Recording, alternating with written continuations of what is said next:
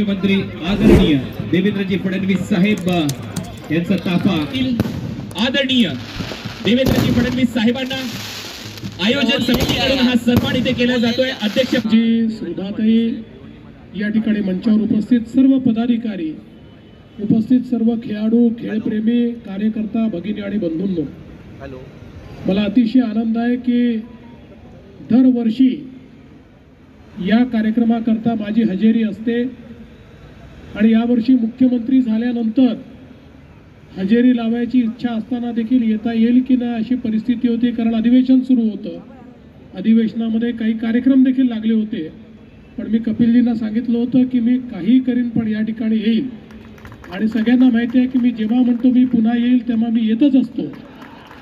त्याच्यामुळे मी त्यांना सांगितलं मी येईन म्हणजे येईन, आणि मी 10 वाजेच्या आधी या ठिकाणी पोहोचलो, त्यामुळे आपल्यासमोर भाषण करण्याची संधी देखील मला मिळाली। खरं तर हा इतका मोठा इव्हेंट या ठिकाणी होतो आहे। 51 बाईक आहेत आणि 2 गाड्या आहेत। मला असं वाटतं की या ठाणे जिल्ह्यातला सगळ्यात मोठा सोहळा हा कपिलजींच्या जन्मदिवसाच्या निमित्ताने होतोय। ऑल इंडियाचे खेळाडू या ठिकाणी आलेले आहेत आणि कपिलजींचा स्वभाव आहे की कुठली गोष्ट ते लहान होऊ देत नाहीत।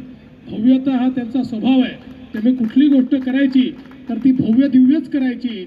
आणि मी आपल्याला एक गोष्ट सांगू इच्छितो की म्हणालात की माझी झालो तरी लोक आले, कधी माझी वगैरे होत नाही। या निवडणुका येत असतात, जात असतात, लोकांच्या मनामध्ये आपण कायम असतो।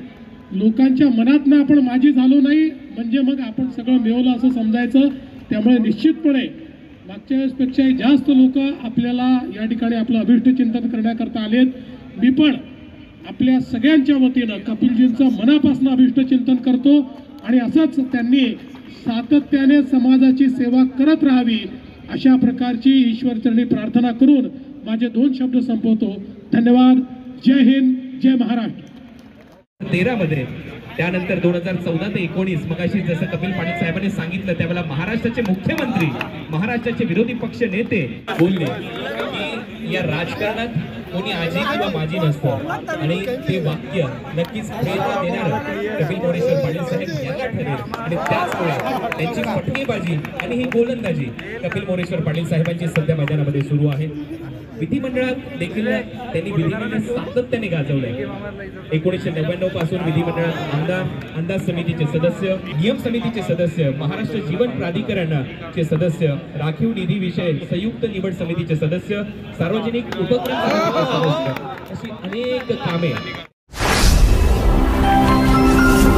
Speed news Bharat.